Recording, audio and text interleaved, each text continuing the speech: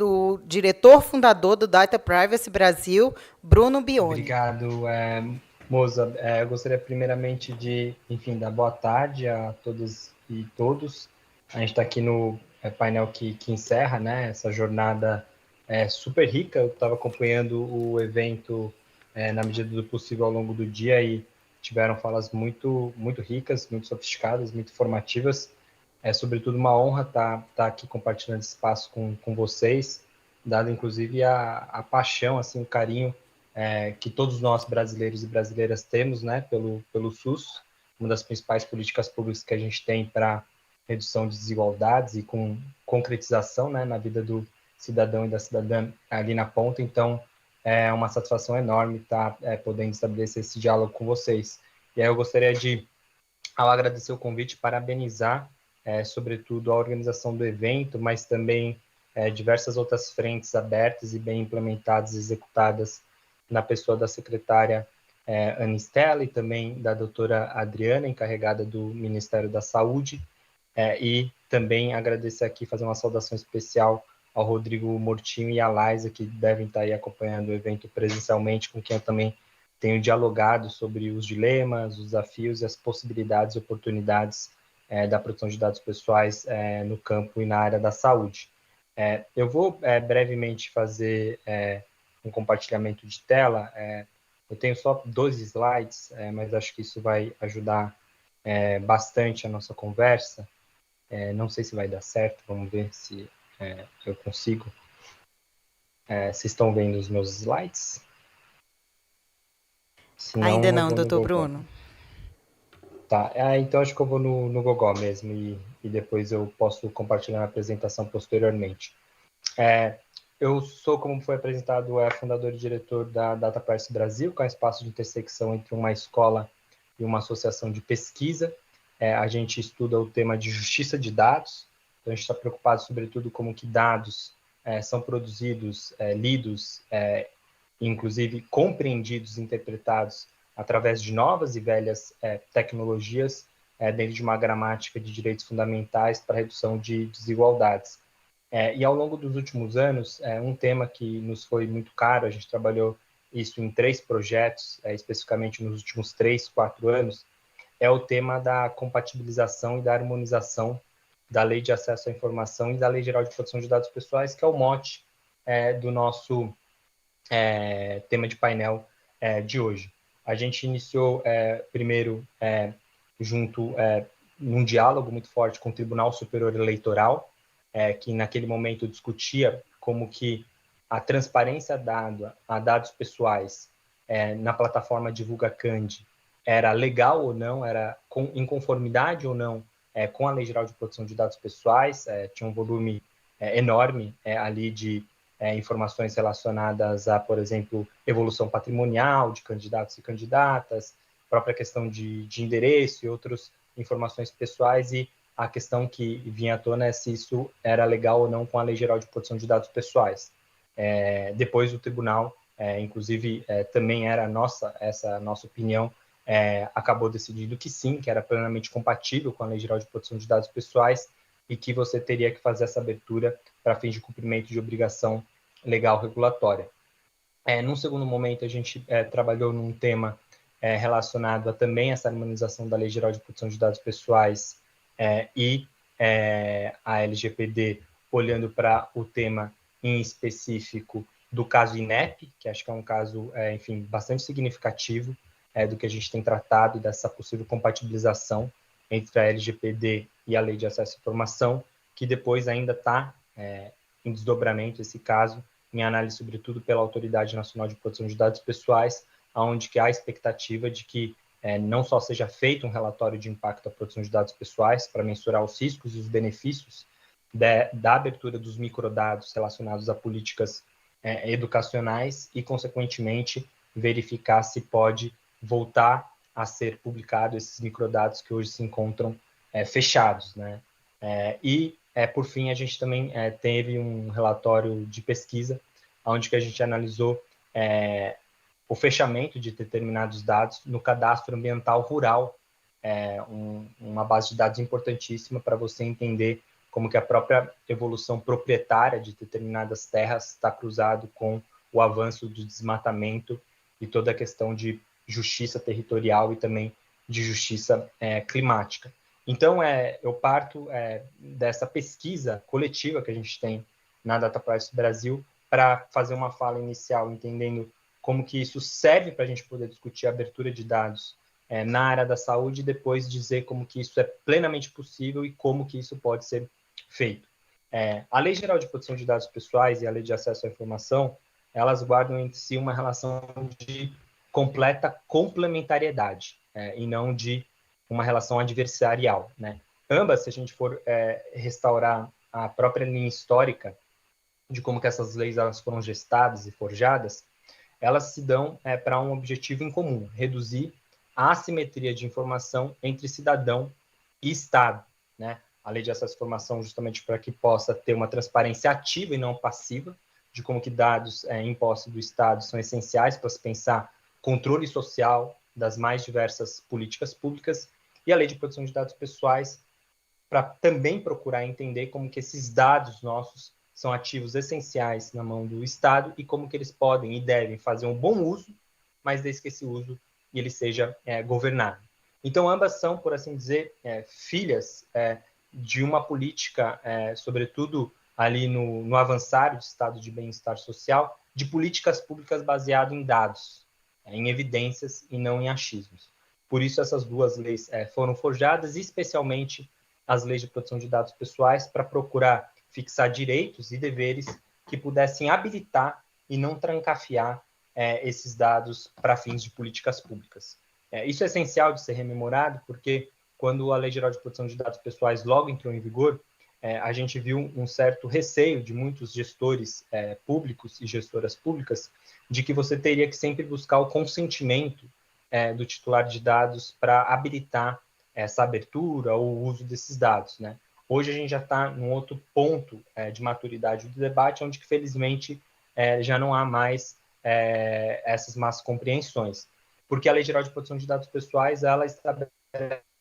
aquilo que a gente chama de um cardápio de opções, várias opções dentro desse menu, pelo qual você pode encontrar sinais verdes para o tratamento de dados pessoais. E, nesse sentido, a gente já tem notado como que desde políticas de dados abertos seguem um cumprimento de uma obrigação legal regulatória, qual é? É o próprio cumprimento da Lei de Acesso à Informação, mas a gente também vai notar que várias políticas de dados abertos e até mesmo o consumo desses dados pode se dar por variadas razões,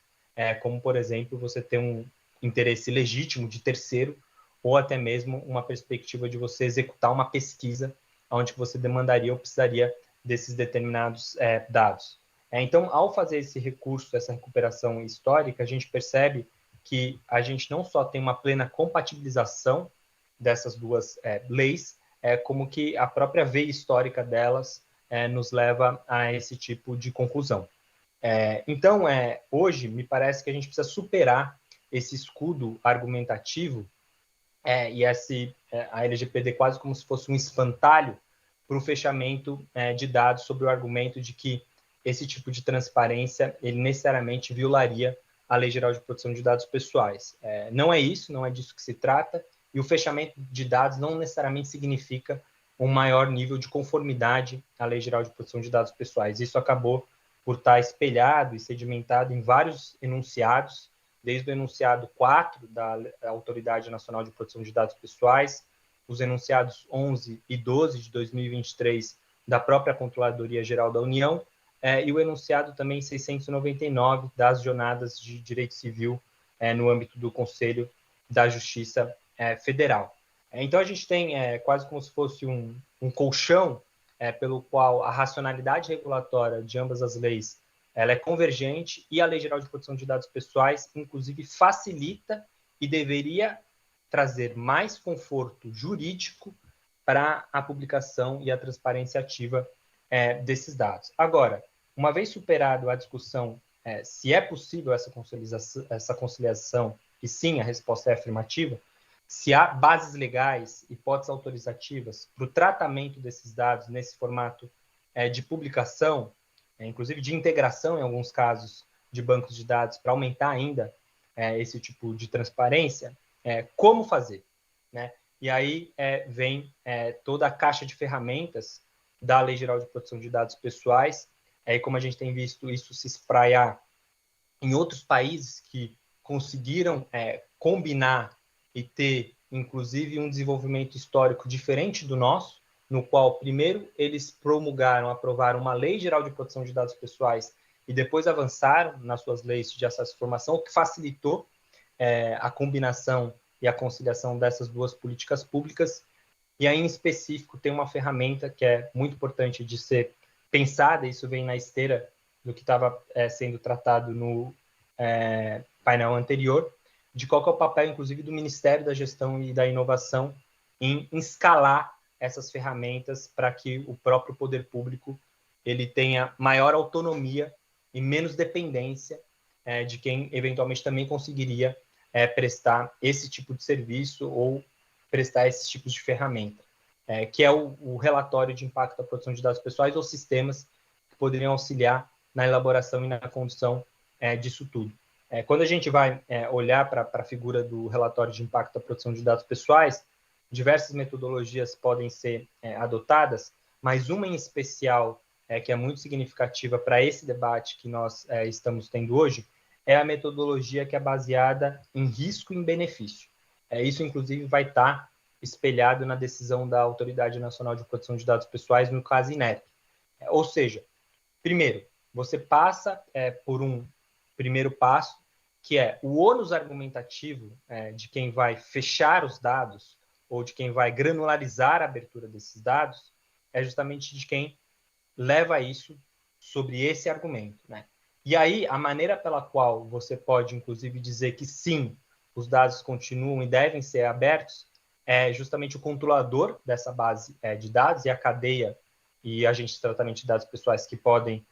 assim, colaborar para ele, para não apenas mensurar os riscos que estão relacionados àquela abertura desses dados, inclusive riscos de reversão da engenharia de anonimização por aqueles dados passam, que muitas vezes a gente está pensando em dados agregados, né, que vão subir nessas plataformas, dados estatísticos, mas que muitas vezes sempre há um risco residual da reversão desse processo, e toda a literatura aponta que sempre vai existir um risco, porque se você eliminasse esse risco de reversão desses processos de anonimização, na grande maioria das vezes você teria bases de dados inúteis, né? É o famoso trade-off que a literatura traz, sobretudo de ciência de computação. Quanto maior é a utilização ou a utilidade, né, dessas bases de dados, maior é o risco de reversão desse processo de anonimização e vice-versa, né? Esse é o trade-off. Então, a própria Autoridade Nacional de Proteção de Dados Pessoais, mas esses outros países que vêm avançando na combinação dessas políticas públicas, inclusive aponta para o gestor público e para quem está desenhando essas políticas de transparência ativa, de que jamais, via de regra, você vai conseguir eliminar completamente o risco de reversão da anonimização. Sempre vai haver algum risco residual, por mais tolerante ou tolerável que ele seja. Então, a gente está num cenário onde que a gente precisa avançar nessa caixa de ferramentas. Muitos falou de softwares de gestão de privacidade e outras coisas que são, sim, super importantes, e também não é menos importante desenhar relatórios de impacto da produção de dados pessoais, mas, sobretudo, desenhar uma metodologia que seja adequada para esse contexto específico que a gente está pensando em abertura de dados, e uma delas pode ser essa que eu mencionei, de risco e benefício. Ou seja, qual é o benefício quando eu faço uma abertura desses dados, seja para que a própria sociedade possa ajudar no refinamento de uma política pública, muitas vezes até apontando que outros dados podem ser combinados, e, sobretudo, também aproveitando que ela possa fazer parte de uma rede para fins de controle social dessa política pública, que é, em última análise, o que permite e o que habilita a lei de acesso à informação. Então, eu acho que a gente está nessa quadra histórica agora dessa combinação entre a Lei Geral de Proteção de Dados Pessoais e a Lei de Acesso à Informação. O caso INEP talvez seja o mais simbólico deles, onde que a gente passa por um primeiro inverno de má compreensão do que significa a Lei Geral de Proteção de Dados Pessoais face à Lei de Acesso à Informação, quase como se fosse uma completa incompatibilidade. A gente chega quase como se fosse numa primavera onde que a gente já vê uma maior harmonização entre essas duas leis, sobretudo para entender que você tem várias outras bases legais para habilitar políticas de transparência, sobretudo ativas, e a gente chega agora próximo de um cenário mais azul, mais claro, de que a gente precisa entender, sobretudo, quais são as ferramentas pelas quais a gente vai também fazer uma prestação de contas sobre os cuidados nas aberturas desses bancos de dados, dessas bases de dados, para que a gente também não tenha uma etapa final de publicação desses dados completamente desgovernada. E aí eu vou utilizar os últimos minutos da minha fala, para chegar aqui num tempo de mais ou menos 20 minutos, que foi o combinado, para colocar essa agenda de conciliação, de abertura de dados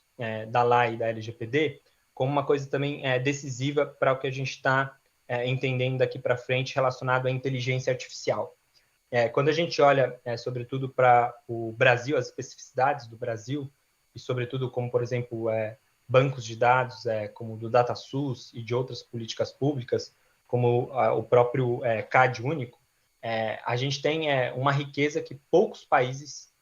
têm, dada a qualidade desses bancos de dados, a granularidade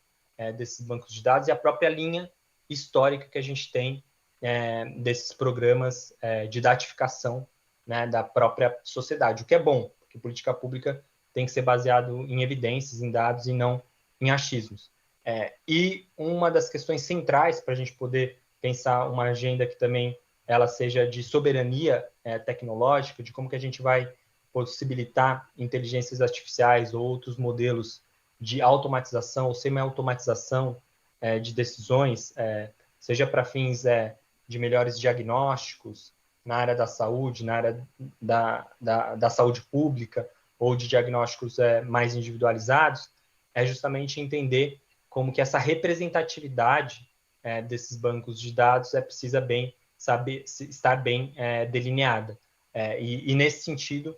o Brasil tem uma posição de vantagem frente a outros países, e entender como que a gente vai poder se valer dessa posição de vantagem para que, ao considerar, e nem sempre será afirmativa ou positiva, ou essa escolha de você implementar sistemas de inteligência artificial. Muitas vezes o risco ele é muito exacerbado e não vale a pena. Mas, em sendo o caso, como que esses bancos de dados eles são essenciais, e outras estatísticas e outras aberturas de dados são essenciais para que a gente possa não ter a amplificação de discriminação e o reforço de assimetria, sobretudo de determinadas populações que muitas vezes não estão representadas nesses bancos ou nessas bases de dados, né? Então, olhando inclusive para a agenda que a gente tem esse ano no Brasil, e aqui eu vejo um link muito forte do que está sendo discutido sobre a presidência brasileira no G20, com grupos específicos de saúde, onde que a digitalização da saúde é um dos temas prioritários naquele grupo de trabalho, o grupo de economia digital, que é liderado pelo MGI, pelo Ministério das Comunicações, pela Ciência e Tecnologia e pela Secretaria de Políticas Públicas Digitais da presidência, a gente vê a transversalidade dessa discussão que a gente está tendo e, sobretudo, de fazer esse dever de casa doméstico, onde que o Brasil precisa avançar nessa plena compatibilização da Lei de Acesso à Informação e da Lei Geral de Proteção de Dados Pessoais. É sim possível, agora basta a gente entender como fazer e fazer um bom uso dessa ferramenta em específico para escalar isso para diferentes estágios da nossa federação e, sobretudo, trazer conforto jurídico para os gestores públicos e gestoras públicas lá na ponta, que são, na grande maioria das vezes, as pessoas que vão colocar a mão na massa para fazer essa plena compatibilização entre a Lei de Acesso à Informação e a Lei Geral de Proteção de Dados Pessoais. Então, essas seriam as minhas considerações iniciais. Queria, mais uma vez, agradecer muitíssimo pelo convite e parabenizar, sobretudo, o trabalho da Secretaria, que, além, enfim, de entender quais são os esforços para conformidade à Lei Geral de Proteção de Dados Pessoais, tem também feito um trabalho, sobretudo, de inovação, pelo qual esses processos podem ser desenhados, implementados e bem arquitetados. Obrigado, eu fico aqui para a nossa parte de perguntas e respostas e agradeço e parabenizo mais uma vez o Ministério da Saúde e o Sistema SUS pela organização desse evento.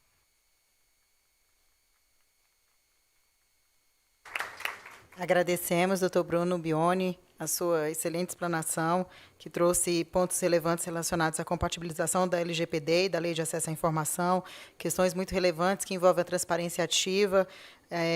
Destaco aqui, mais uma vez, o SUS acolhe, analisa todas as manifestações relacionadas aos pedidos de acesso à informação, então isso também é um tema que está intrinsecamente relacionado às competências da Ouvidoria Geral. Ele traz, de uma forma muito clara, a importância da adoção de políticas públicas baseadas em evidências, em dados e não em achismos, metodologias baseadas em risco-benefício e várias outras questões que envolvem aí o fortalecimento do controle social, construção de redes, políticas de transparência ativa, as ressalvas, importâncias e as questões relacionadas e implicadas no uso da inteligência artificial e, por fim, essas questões da importância da segurança jurídica para os gestores, que é fundamental nesse debate.